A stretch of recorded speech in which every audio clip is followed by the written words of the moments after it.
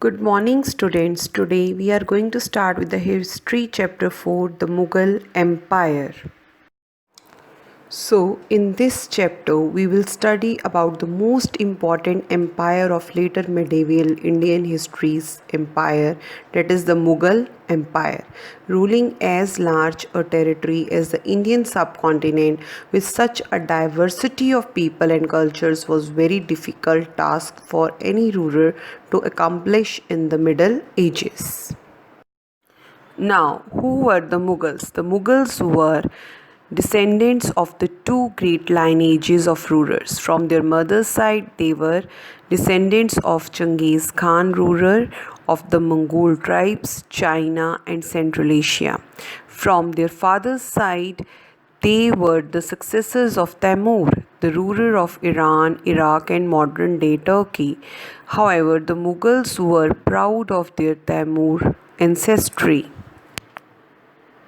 Yes, students, see the family tree of power. First of all, Timur came, then Prince Miran Shah, then Prince Sultan Muhammad, then Sultan Abu Said, Prince Umar Sheikh Mirza, and then finally Babur, the founder of the Mughal dynasty of India.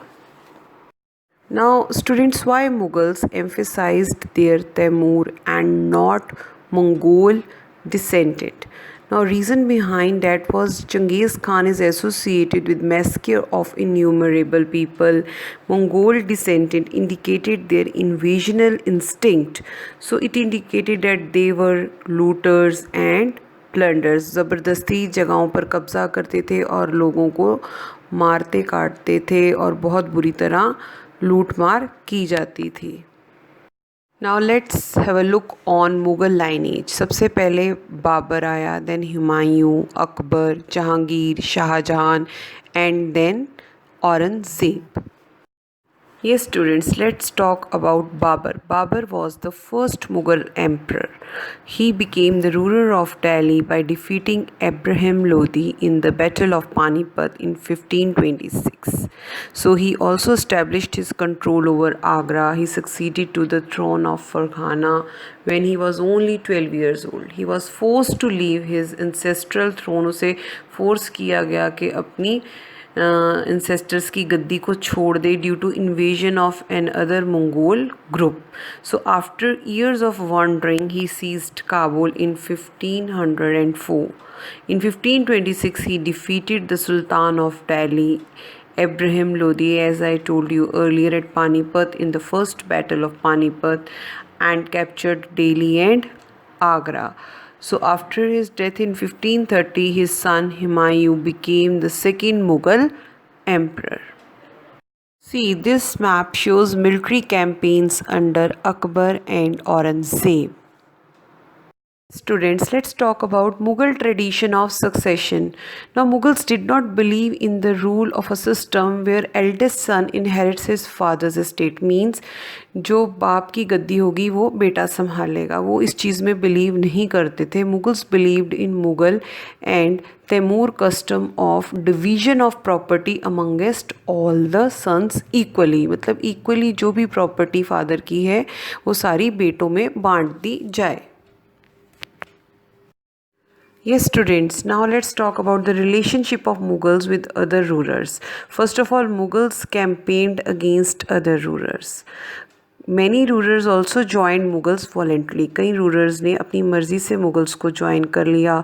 फिर कई Rajput families ने अपनी daughters की शादी Mughal families में कर दी ताकि उन्हें अच्छी position Mughal court में मिल जाए. So even Mughals treated honorably the defeated rulers. So many defeated rulers were given their land back as assignments. That is called Watan Jagir. Yes, students, let's talk about administration under Mughal Empire. So we here discuss about Mansabdars, Zamindars and Subedars. Yes, who were Mansabdars? So those who joined Mughal service were enrolled as Mansabdars. So यहाँ पर इसका मतलब है कि जो Mughal services में रहने वाले लोग हैं उनको मनसबदार कहा जाता है. द टर्म मनसबदार्स रेफर्स वो इंडिविजुअल हैं हु होल्ड्स अ मनसब। मनसब का मतलब है कोई रैंक या position.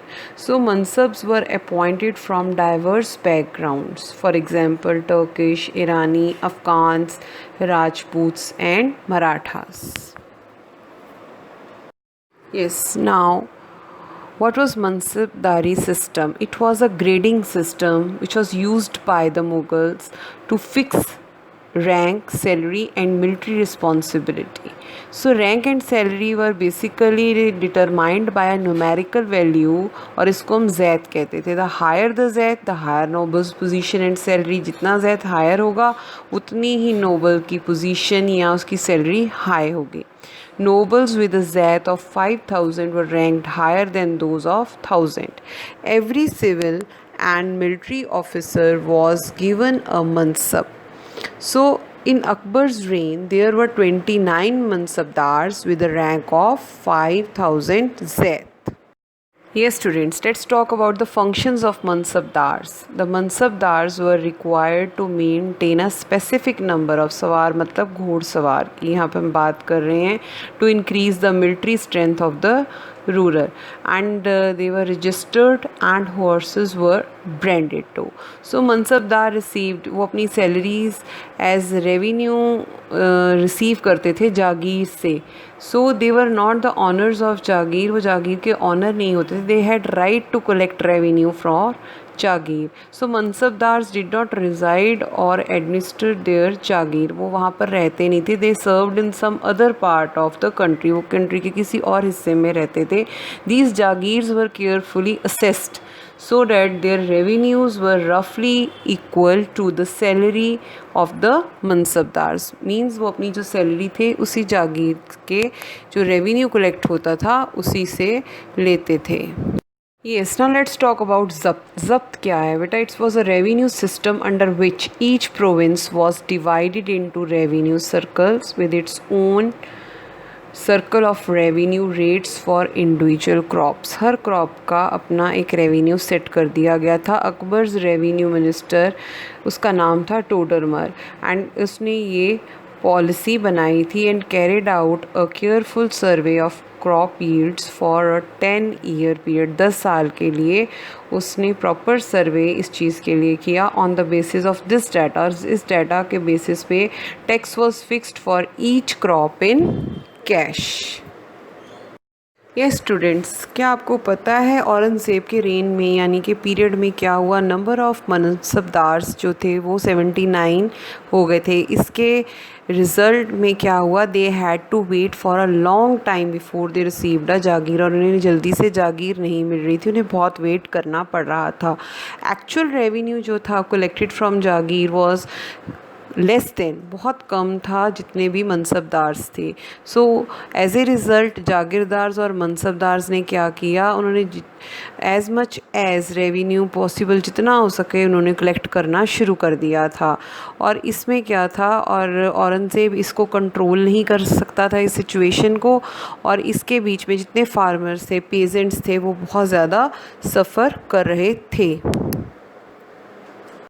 So this picture gives a clear view of zamindars and zabt. हाँ जी, let's talk about zamindars. The Mughals used the term zamindars to describe all the intermediaries, whether they were local headmen of the village or powerful chieftain. So their function उनका क्या था? Was to collect taxes. Taxes collect करना from the peasants, farmers से and submit the same to the central government's revenue department. मतलब peasant से ज़मींदार taxes collect करेगा और मुग़ल revenue department में जमा करवाएगा.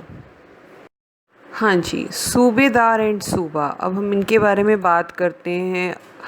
Abul Fazal explain that the Mughal empire was divided into provinces, और इन प्रोविंसेस को हम सूबाज कहते थे. And subahs were governed by a subedar who carried out both political and military functions.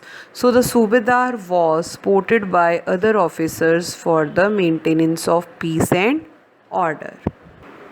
So इसके अंडर दीवान आ जाता है. जो फाइनेंशियल ऑफिसर होता है उसे हम दीवान बोलते हैं. Bakhshi the military paymaster, then sadr, the minister in charge of religious and charitable patronage.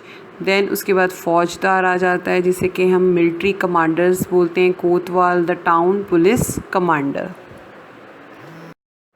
हाँ जी, let's talk about the difference between Delhi Sultanate and Mughal empire on the basis of land, governor of land, functions and residence. So first of all we'll discuss the difference between Delhi Sultanate and Mughal Empire on the basis of land. Land was called Ikta under Delhi Sultanate and Jagir and Suba under Mughal Empire. So governor of land was Iqtadar or Mukti under Delhi Sultanate, and its function was to collect taxes from Iqta as their salary.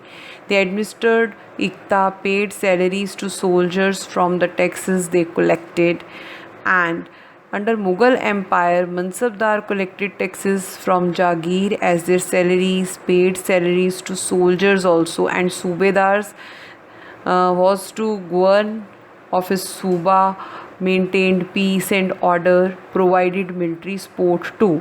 And if we talk about residence, Iqtadar lived inside the Iqta they ruled, and under Mughal Empire, Mansabdars never lived in their Jagir.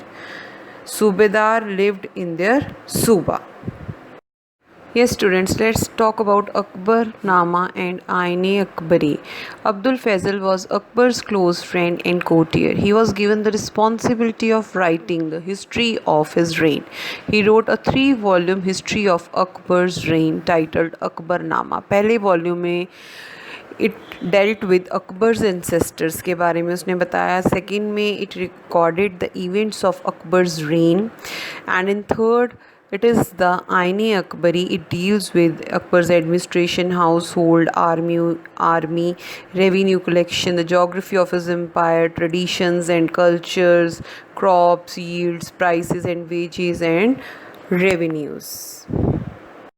Yes students, let's talk about religious developments during Akbar's reign.